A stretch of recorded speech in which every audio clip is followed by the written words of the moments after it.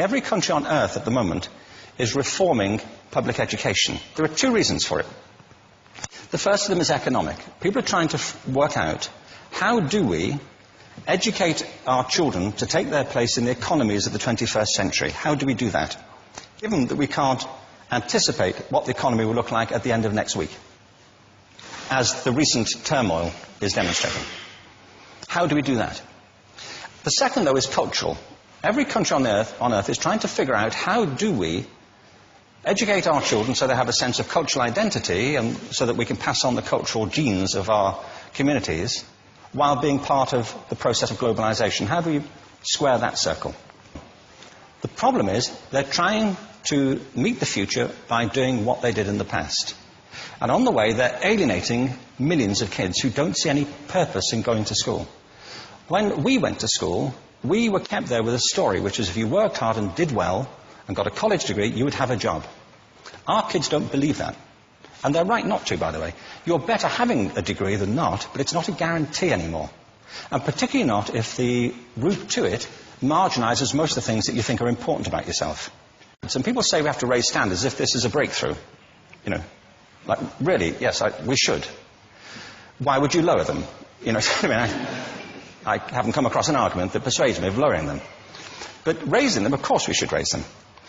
The problem is that the current system of education was designed and conceived and structured for a different age. It was conceived in the intellectual culture of the Enlightenment and in the economic circumstances of the Industrial Revolution. Before the middle of the 19th century, there were no systems of public education. Not really. I mean, you could get educated by Jesuits, you know, if you had the money. But public education, paid for from taxation, compulsory to everybody and free at the point of delivery, that was a revolutionary idea.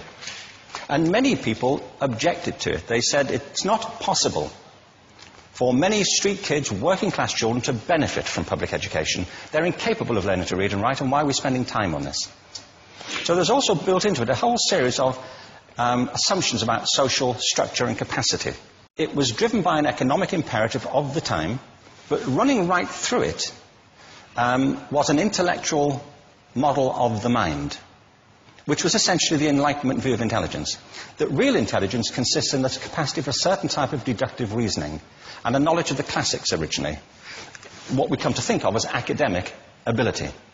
And this is deep in the gene pool of public education, that there are really two types of people, academic and non-academic, smart people and non-smart people. And the consequence of that is that many brilliant people think they're not, because they've been judged against this particular view of the mind. So we have twin pillars, economic and intellectual. And my view is that this model has caused chaos in many people's lives. It's been great for some. There have been people who have benefited wonderfully from it. But most people have not. Instead, they suffer this. This is the modern epidemic, and it's as misplaced and it's as fictitious. This is the plague of ADHD. Now, this is a map of the incidence of ADHD in America, or prescriptions for ADHD.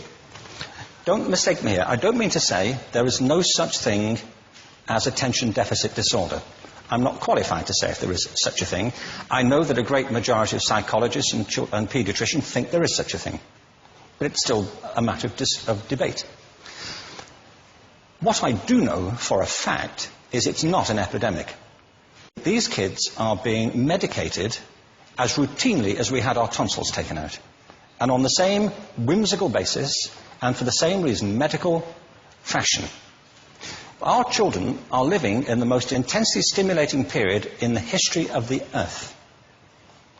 They're being besieged with information and calls for their attention from every platform, computers, from iPhones, from advertising holdings, from hundreds of television channels. And we're penalizing them now for getting distracted. From what? You know, boring stuff. At school, for the most part. It seems to me it's not a coincidence totally that the incidence of ADHD has risen in parallel with the growth of standardized testing. Now, these kids are being given Ritalin and Adderall and all manner of things, often quite dangerous drugs, to get them focused and calm them down. But according to this, attention deficit disorder increases as you travel east across the country. People start losing interest in Oklahoma.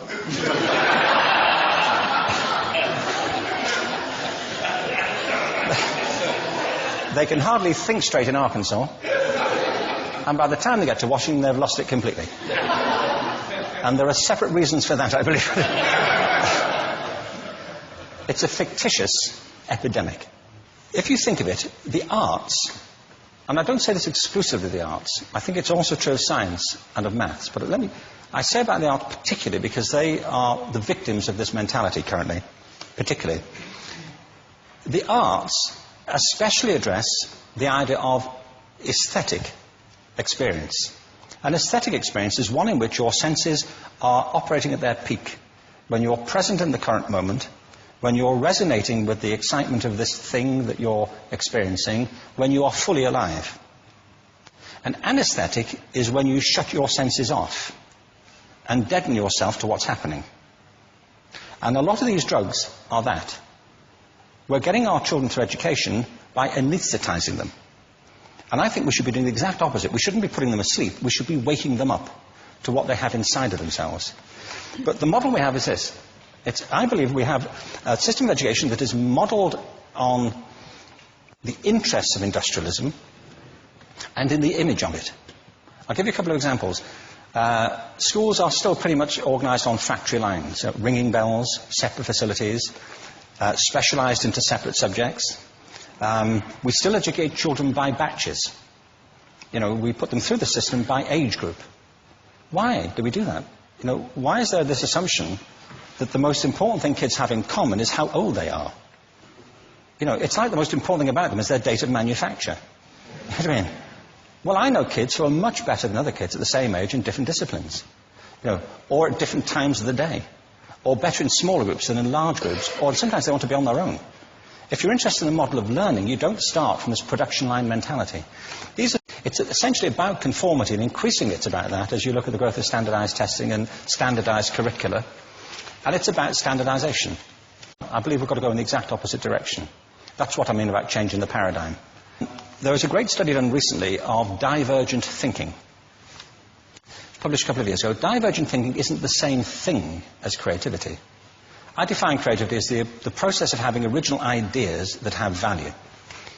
Divergent thinking isn't a synonym, but it's an essential capacity for creativity.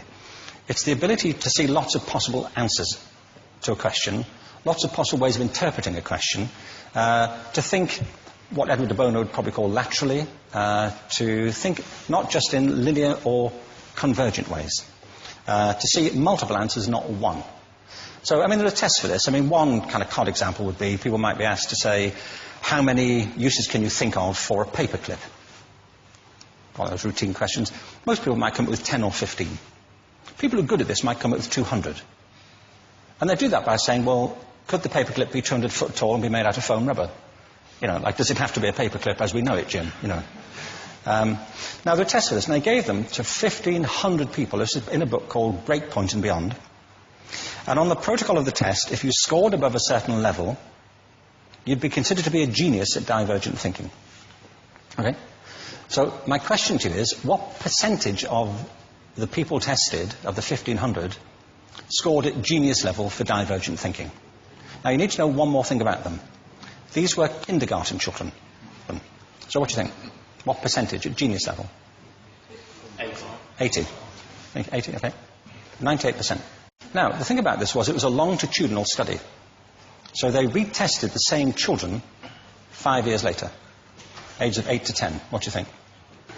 50? They retested them again 5 years later, ages 13 to 15. You can see a trend here, can't you? Now, this tells an interesting story, because you could have imagined it going the other way, couldn't you? You start off not being very good, but you get better as you get older. But this shows two things. One is we all have this capacity, and two, it mostly deteriorates. Now, a lot of things have happened to these kids as they've grown up. A lot.